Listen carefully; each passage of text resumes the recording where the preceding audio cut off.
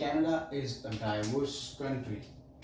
ਇਹਦਾ मतलब ਕੀ है कि कैनेडा एक ऐसा देश है ਜਿਹਦੇ ਵਿੱਚ ਡਾਈਵਰਸਿਫਿਕੇਸ਼ਨ ਹੈ। ਡਾਈਵਰਸਿਫਿਕੇਸ਼ਨ ਦਾ ਮਤਲਬ ਵੱਖ-ਵੱਖ ਤਰ੍ਹਾਂ ਦੇ ਇੱਥੇ ਲੋਕ ਰਹਿੰਦੇ ਨੇ, ਵੱਖ-ਵੱਖ ਤਰ੍ਹਾਂ ਦੇ ਤੁਹਾਨੂੰ ਕਲਚਰ ਦੇਖਣ ਨੂੰ ਮਿਲਦੇ ਨੇ, ਵੱਖ-ਵੱਖ ਕਮਿਊਨਿਟੀਜ਼ ਇੱਥੇ ਰਹਿੰਦੀਆਂ ਨੇ, ਰਾਈਟ।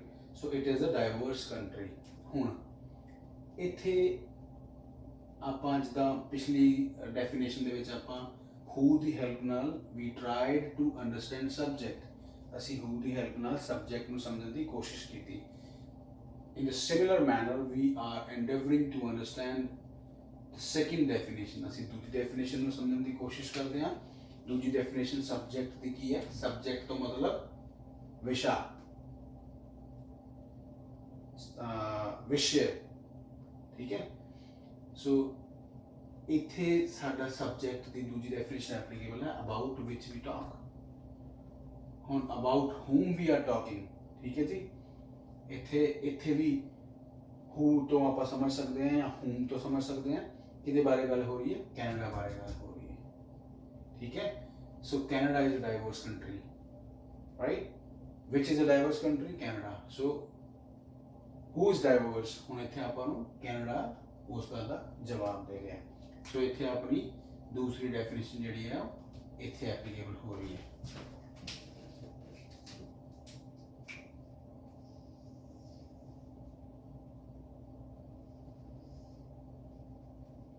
दूसरी डेफिनेशन अपनी इतने एप्लीकेबल हो रही है, right. So now after understanding this हुण असी वर्ब बारे गल करांगे।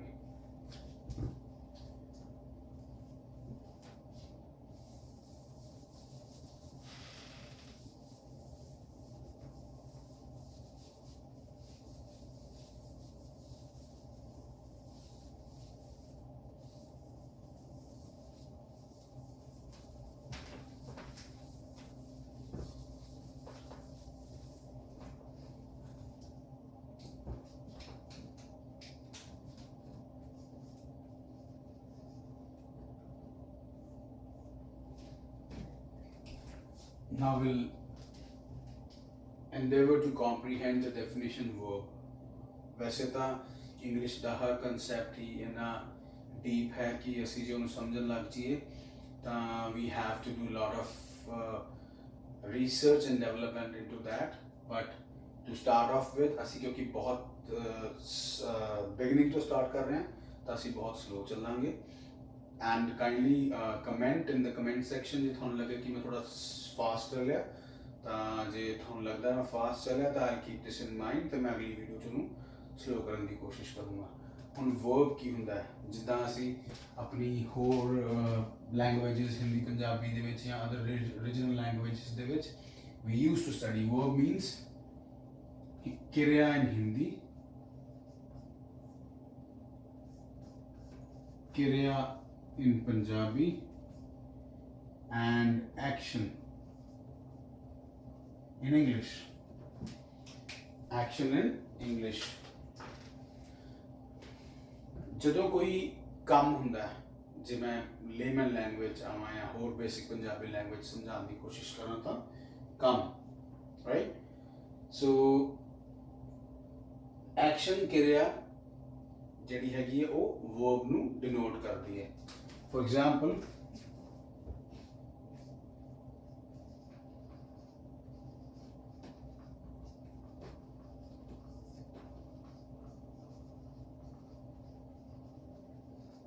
I'm writing on the board। So जे आप अपने पिछले कंसेप्ट ਨੂੰ ਅਪਲਾਈ ਕਰਨ ਦੀ ਕੋਸ਼ਿਸ਼ ਕਰੀਏ ਤਾਂ I ਇੱਥੇ ਕੀ ਹੈ? Subject, right. ਤੇ ਰਾਈਟਿੰਗ ਇੱਥੇ ਕੀ ਹੈ? वर्ब, बिकॉज ये इतने एक्शन डिनोट कर रहा है, इतने काम हो रहा है, क्रिया हो रही है, alright. And don't worry about the things कि हाई मैनू इंग्लिश आऊगी कि नहीं आऊगी, फॉर श्योर आऊगी। और उसमें सीखने वास्ते 2-3 चीज़ां बेसिकली रिक्वायर्ड ने। First of all is determination, dedication, यानी कि थोड़े अंदर जज्बा होना चाहिए। Second one is your routine, you have to make a schedule. थानू अपनी एक रूटीन बनानी पड़ेगी, अपनी एक दिनचर्या बनानी पड़ेगी तो ज़रूर सीखोगे। तीसरी गल is practice makes human beings perfect. This is what I believe. वैसे कहावत है कि practice makes man perfect, but मेरा कहना है कि practice makes human beings perfect. कल्ला बंदा ही नहीं, औरतां भी लाइक ह्यूमनस परफेक्ट बनते हैं, राइट. सो वर्ब मतलब एक्शन, किरिया, काम. ठीक है जी. सो ਅਸੀਂ ਸਬਜੈਕਟ ਸਿੱਖ ਲਿਆ, ਹੁਣ ਅਸੀਂ ਵਰਬ ਬਾਰੇ ਗੱਲ ਕਰ ਰਹੇ ਹਾਂ. ਵਰਬ ਜਿਹੜੀ ਕਿ ਕਿਰਿਆ ਦੇ ਬਾਰੇ ਗੱਲ ਕਰਦਾ ਹੈ ਸ਼ਬਦ, ਉਹਨੂੰ ਜਿੱਥੋਂ ਕਿਰਿਆ ਦਾ ਪਤਾ ਲੱਗਦਾ ਉਹਨੂੰ ਅਸੀਂ ਵਰਬ ਕਹਿੰਦੇ ਹਾਂ. ਵੈਸੇ ਬੇਸਿਕਲੀ ਵਰਬ ਤਿੰਨ ਤਰ੍ਹਾਂ ਦੇ ਹੁੰਦੇ ਨੇ: action verb, helping verb and linking verb. ਇਹਦੇ ਬਾਰੇ ਅਸੀਂ ਬਾਅਦ 'ਚ ਆਉਣ ਵਾਲੇ ਲੈਕਚਰਸ, ਆਉਣ ਵਾਲੀ ਵੀਡੀਓਜ਼ ਦੇ ਵਿੱਚ ਗੱਲ ਕਰਾਂਗੇ, ਬਿਕੋਜ਼ ਇਹ ਕਾਫੀ ਡੀਪ ਕਨਸੈਪਟ ਹੈ. ਤੇ ਹੈਲਪਿੰਗ ਵਰਬ ਤੇ ਐਕਸ਼ਨ ਵਰਬ ਤਾਂ ਅਸੀਂ ਯੂਜੂਅਲੀ ਹਰ ਬੰਦੇ ਨੇ ਪੜ੍ਹੇ ਹੁੰਦੇ ਨੇ ਜਾਂ ਸੁਣੇ ਹੁੰਦੇ ਨੇ, but there are very few people those who know about linking verb, and that's very important to know about it. So verb मतलब action, मतलब ਕਿਰਿਆ यानी कि काम. ਇਹਦੀਆਂ ਹੋਰ ਐਗਜ਼ਾਮਪਲਸ ਕੀ ਹੋ ਸਕਦੀਆਂ ਨੇ, ਜਿੱਦਾਂ ਕਿ play. ਇਹ ਜ਼ਰੂਰੀ ਨਹੀਂ ਹੈਗਾ ਕਿ ਜੇ ing ਹੀ ਲੱਗਿਆ ਹੈ ਤਾਂ ਹੀ ਉਹ verb ਹੋਏਗਾ, right? play, sing. ਹੋਰ ਕੀ ਹੋ ਸਕਦਾ ਹੈ, dance. Next to it, anything else that comes to your mind? ਹੋਰ ਕੀ ਕਹਿ ਸਕਦੇ ਹਾਂ ਆਪਾਂ, ਜਿੱਦਾਂ walk, etc. So all these are verbs. ਇੱਕ ਹੋਰ ਚੀਜ਼ ਸ਼ਾਇਦ ਤੁਹਾਡੇ ਮਾਈਂਡ 'ਚ ਆ ਵੀ ਰਹੀ ਹੋਵੇ while you are watching this video. Let me try to put it in words and bring it to your kind attention. ਹਰ ਇੱਕ ਵਰਡ ਜਿਹੜਾ ਨਾ, ਉਹਦਾ ਕੀ ਰੋਲ ਹੈ, ਉਹ ਡਿਪੈਂਡ ਕਰਦਾ ਹੈ ਸਿਨੈਰੀਓ ਤੇ, ਯਾਨੀ ਕਿ ਸਿਚੁਏਸ਼ਨ ਤੇ, ਯਾਨੀ ਕਿ ਆਲੇ ਦੁਆਲੇ ਤੇ, ਯਾਨੀ ਕਿ ਕਿੱਥੇ ਉਹ ਵਰਤੀ ਜਾ ਰਹੀ ਹੈ ਚੀਜ਼. ਜਿੱਦਾਂ ਫॉर ਐਗਜ਼ਾਮਪਲ ਧਿਆਨ ਦੇਣਾ, I play football. ठीक है जी. I like plays. ਹੁਣ ਆਹੀ ਵਰਡ ਆ ਇੱਥੇ PLAY, ਕਿਉਂਕਿ ਇੱਥੇ ਇਹ ਐਜ਼ ਅ ਵਰਬ ਕੰਮ ਕਰ ਰਿਹਾ ਤੇ ਇੱਥੇ ਆ ਐਜ਼ ਅ ਨਾउन ਕੰਮ ਕਰ ਰਿਹਾ. ਫਰਕ ਕੀ ਹੈ, ਸਿਰਫ ਫਰਕ ਹੈ ਸਿਚੁਏਸ਼ਨ ਦਾ, ਸਿਨੈਰੀਓ ਦਾ, ਜਾਂ ਕਿਸ ਕੰਟੈਕਸਟ ਦੇ ਵਿੱਚ, ਕਿਸ ਸੰਦਰਭ ਦੇ ਵਿੱਚ ਇਹਨੂੰ ਵਰਤਿਆ ਜਾਂਦਾ ਹੈ. ਇੱਥੇ ਪਲੇ ਵਰਬ ਹੈ, ਰਾਈਟ, ਤੇ ਇੱਥੇ ਉਹੀ ਪਲੇ, ਉਹੀ ਸਪੈਲਿੰਗਸ ਨੇ, ਰਾਈਟ. ਸਿਰਫ ਇੱਥੇ ਪਲੂਰਲ ਦੇ ਵਿੱਚ ਗੱਲ ਕਰ ਰਿਹਾ ਮੈਂ, ਕਿਉਂਕਿ ਮੈਂ ਇੱਥੇ ਨਾਟਕਾਂ ਬਾਰੇ ਗੱਲ ਕਰ ਰਿਹਾ. ਇੱਥੇ ਪਲੇ ਦਾ ਮਤਲਬ ਨਾਟਕ ਹੈ, ਪਲੇਜ਼ ਮਤਲਬ ਨਾਟਕ ਜ਼ਿਆਦਾ ਪਲੂਰਲ 'ਚ. ਇੱਥੇ ਪਲੇ ਦਾ ਮਤਲਬ ਖੇਲਣਾ, ਕਿਰਿਆ ਕਰਨਾ. ਸੋ ਚੀਜ਼ਾਂ ਬਹੁਤ ਲਿਮਿਟਿਡ ਨੇ, but according to scenario, situation, ਸੰਦਰਭ, ਕੰਟੈਕਸਟ, ਉਹ ਆਪਣਾ ਰੂਪ ਬਦਲ ਲੈਂਦੀਆਂ ਨੇ. ਸੋ ਅਸੀਂ ਇਹਨਾਂ ਬਾਰੇ ਵੀ ਗੱਲ ਕਰਾਂਗੇ, ਠੀਕ ਹੈ ਜੀ. ਸੋ ਦਿਸ ਵਾਜ਼ ਆਲ ਅਬਾਊਟ ਵਰਬ. ਹੁਣ ਅਸੀਂ ਗੱਲ ਕਰਦੇ ਹਾਂ ਆਪਣੇ ਅਗਲੇ ਇੰਪੋਰਟੈਂਟ ਆਸਪੈਕਟ ਦੀ, ਜਿਹਨੂੰ ਅਸੀਂ ਕਹਿੰਦੇ ਹਾਂ ਆਬਜੈਕਟ.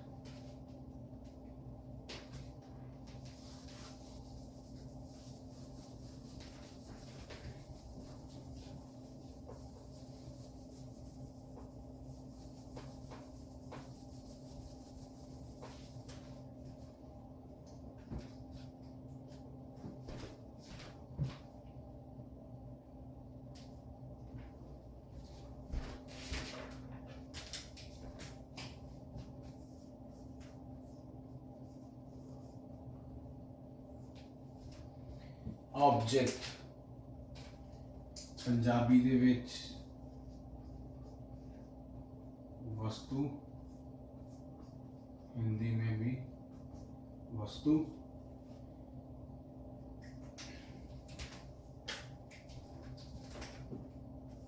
On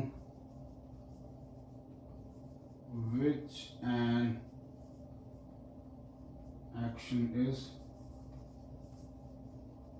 taken.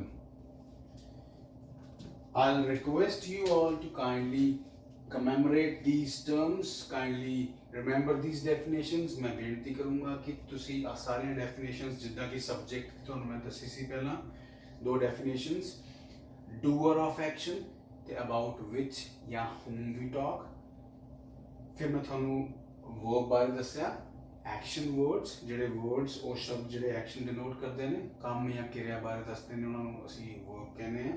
ਤੇ ਹੁਣ ਅਸੀਂ ਗੱਲ ਕਰ ਰਹੇ ਹਾਂ ਆਬਜੈਕਟ ਬਾਰੇ, on which an action is taken, ਕੋਈ ਇਹੋ ਜਿਹੀ ਵਸਤੂ, ਕੋਈ ਇਹੋ ਜਿਹੀ ਚੀਜ਼ ਜਿਹਦੇ ਤੇ ਕੰਮ ਹੋਵੇ, ਜਿਹਦੇ ਤੇ ਕਿਰਿਆ ਟ੍ਰਾਂਸਫਰ ਹੋਵੇ। ਇਹਨਾਂ ਸਾਰੀਆਂ ਡੈਫੀਨੇਸ਼ਨਸ ਨੂੰ ਦਿਮਾਗ 'ਚ ਰੱਖੋ, ਯਾਦ ਕਰ ਲਓ, ਮਨ 'ਚ ਬਿਠਾ ਲਓ। ਜੇ ਤੁਹਾਨੂੰ ਸਬਜੈਕਟ ਵਰਬ ਆਬਜੈਕਟ ਸਮਝ ਲੱਗ ਗਿਆ ਤਾਂ ਸਮਝ ਲਓ ਕਿ ਸਾਡੀ ਇਸ ਲੈਂਗੁਏਜ ਨੂੰ ਲਰਨ ਕਰਨ ਦੀ ਜਿਹੜੀ ਜਰਨੀ ਹੈ ਉਹਦਾ ਪਹਿਲਾ ਸਟੈਪ ਅਸੀਂ ਚੱਕ ਲਿਆ, right. So with this YouTube channel, it's going to be your journey from I cannot to I can. मैं नहीं कर सकता हाँ तो मैं कर सकता हाँ तक ਤੁਹਾਨੂੰ मैं लेके जाऊंगा। On which an action is taken. For example, ਜੇ ਮੈਂ ਇੱਥੇ ਲਿਖਾਂ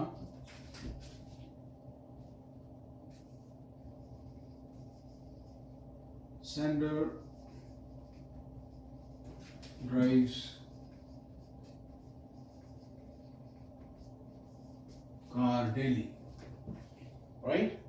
सो हम असी अपने ਜਿਹੜੇ ਦੋ ਪਹਿਲੀ ਡੈਫੀਨੇਸ਼ਨਸ ਕੀਤੀਆਂ ਉਹਨਾਂ ਨੂੰ ਸਮਝਣ ਦੀ ਕੋਸ਼ਿਸ਼ ਕਰਦੇ ਹਾਂ। ਸੈਂਡਰ ਇੱਥੇ ਕੀ ਹੈ ਸਬਜੈਕਟ, ਡਰਾਈਵ ਇੱਥੇ ਕੀ ਹੈ ਵਰਬ, ਕਾਰ ਇੱਥੇ ਕੀ ਹੈ ਆਬਜੈਕਟ। ਕਿਉਂ? ਕਿਉਂਕਿ ਅਸੀਂ ਹੁਣੇ ਗੱਲ ਕੀਤੀ ਹੈ ਆਬਜੈਕਟ ਦਾ ਮਤਲਬ ਕੀ ਹੈ, ਕੁਝ ਇਹੋ ਜਿਹੀ ਵਸਤੂ ਜਾਂ ਕੋਈ ਇਹੋ ਜਿਹੀ ਚੀਜ਼ ਜਿਹਦੇ ਤੇ ਐਕਸ਼ਨ ਟ੍ਰਾਂਸਫਰ ਹੁੰਦਾ ਹੈ, ਜਿਹਦੇ ਤੇ ਸਾਡਾ ਜਿਹੜੀ ਸਾਡੇ ਦੁਆਰਾ ਜਾਂ ਕਿਸੇ ਦੁਆਰਾ ਵੀ ਕੋਈ ਕਿਰਿਆ ਕੀਤੀ ਜਾਂਦੀ ਹੈ ਉਹ ਤੇ ਉਹ ਟ੍ਰਾਂਸਫਰ ਹੁੰਦੀ ਹੈ। ਹੁਣ ਸੈਂਡਰ ਇੱਥੇ ਕੀ ਹੈ ਸਬਜੈਕਟ, ਜਿਹਦੇ ਬਾਰੇ ਗੱਲ ਹੋ ਰਹੀ ਹੈ ਜਾਂ ਜਿਹੜਾ ਕੰਮ ਕਰ ਰਿਹਾ, ਜਿਹੜਾ ਕਿਰਤ ਕਰ ਰਿਹਾ। ਹੂ ਇਜ਼ ਡਰਾਈਵਿੰਗ ਕਾਰ, ਜੇ ਅਸੀਂ ਇਹ ਕੁਐਸਚਨ ਪੁੱਛੀਏ ਹੂ ਇਜ਼ ਡਰਾਈਵਿੰਗ ਕਾਰ ਤਾਂ ਸਾਨੂੰ ਕੀ ਆਨਸਰ ਮਿਲਦਾ ਹੈ ਸੈਂਡਰ। ਠੀਕ ਹੈ ਜੀ, ਸੈਂਡਰ ਸਬਜੈਕਟ ਹੈ, ਡਰਾਈਵ ਕਿਰਿਆ, ਵਰਬ ਹੈ। ਇੱਥੇ ਐਸ ਕਿਉਂ ਲੱਗ ਗਈ? ਉਹ ਟੈਂਸ ਦੇ ਹਿਸਾਬ ਨਾਲ, ਕਿਉਂਕਿ ਇਹ ਪ੍ਰੈਜ਼ੈਂਟ ਡੈਫੀਨਿਟ ਟੈਂਸ ਹੈ, ਇਹ ਉਹ ਕੰਮ ਹੈ ਜਿਹੜਾ ਉਹ ਰੋਜ਼ ਕਰਦਾ ਹੈ, ਤਾਂ ਕਰਕੇ ਇੱਥੇ ਐਸ ਲੱਗ ਗਈ। ਟੈਂਸਸ ਬਾਰੇ ਵੀ ਅਸੀਂ ਗੱਲ ਕਰਾਂਗੇ ਆਪਣੀ ਆਉਣ ਵਾਲੀ ਵੀਡੀਓਜ਼ ਦੇ ਵਿੱਚ। Sender drives car daily. So sender is subject, drives is verb, object is car. car ਤੇ ਕੰਮ ਹੋ ਰਿਹਾ ਹੈ। sender ਜਦੋਂ ਗੱਡੀ 'ਚ ਬੈਠਦਾ ਹੈ ਉਹ ਗੱਡੀ ਸਟਾਰਟ ਕਰਦਾ ਹੈ, ਗੱਡੀ ਦਾ ਗੇਅਰ ਪਾਉਂਦਾ ਹੈ, ਰਾਈਟ। ਸੋ ਆਪਣੀ એનર્ਜੀ ਨੂੰ ਗੱਡੀ ਤੇ ਟ੍ਰਾਂਸਫਰ ਕਰਦਾ ਹੈ ਤਾਂ ਗੱਡੀ ਦੇ ਉੱਤੇ ਕੰਮ ਹੁੰਦਾ ਹੈ। ਸੋ ਆ ਹੈ object, right. So subject, verb and object, ਇਹਨਾਂ ਤਿੰਨਾਂ ਚੀਜ਼ਾਂ ਨੂੰ ਤੁਸੀਂ ਅੱਛੀ ਤਰ੍ਹਾਂ ਸਮਝਣ ਦੀ ਕੋਸ਼ਿਸ਼ ਕਰਨੀ ਹੈ। ਜੇ ਤੁਹਾਨੂੰ ਕੋਈ ਡਾਊਟ ਹੁੰਦਾ ਹੈ so please do not hesitate to comment, ਬਿਲਕੁਲ ਝਿਜਕ ਨਹੀਂ ਕਰਨੀ। ਤੁਸੀਂ ਇਸ YouTube ਚੈਨਲ ਨੂੰ ਪਲੀਜ਼ ਲਾਈਕ, ਸ਼ੇਅਰ, ਸਬਸਕ੍ਰਾਈਬ ਕਰੋ ਤੇ ਆਪਣੇ ਕਮੈਂਟਸ ਜ਼ਰੂਰ ਦੇਣਾ। ਮੈਂ ਇਸ ਵੀਡੀਓ ਨੂੰ ਸ਼ੇਅਰ ਕਰੂੰਗਾ, ਮੈਂ ਆਪਣੇ YouTube ਚੈਨਲ ਤੇ, ਆਪਣੇ Facebook ਤੇ ਹੋਰ ਸੋਸ਼ਲ ਮੀਡੀਆ ਹੈਂਡਲਸ ਤੇ ਵੀ ਪਾਊਂਗਾ। And I will request to all my acquaintances ਜਿਹੜੇ ਮੇਰੇ ਜਾਣਨ ਵਾਲੇ ਪਹਿਚਾਨਣ ਵਾਲੇ ਨੇ ਉਹਨਾਂ ਨੂੰ ਰਿਕੁਐਸਟ ਕਰੂੰਗਾ ਕਾਈਂਡਲੀ ਇਸ ਵੀਡੀਓ ਨੂੰ ਵੱਧ ਤੋਂ ਵੱਧ ਲਾਈਕ, ਸ਼ੇਅਰ, ਸਬਸਕ੍ਰਾਈਬ ਕਰੋ, ਕਮੈਂਟਸ ਕਰੋ ਤਾਂ ਕਿ ਮੈਨੂੰ ਮੋਟੀਵੇਸ਼ਨ ਮਿਲੇ ਤੇ ਮੈਂ ਹੋਰ ਵੀਡੀਓਜ਼ ਪਾਵਾਂ ਤੇ ਤੁਹਾਡੇ ਲੋਕਾਂ ਦੀ ਹੈਲਪ ਕਰ ਸਕਾਂ। Thank you so much, C you in the next video.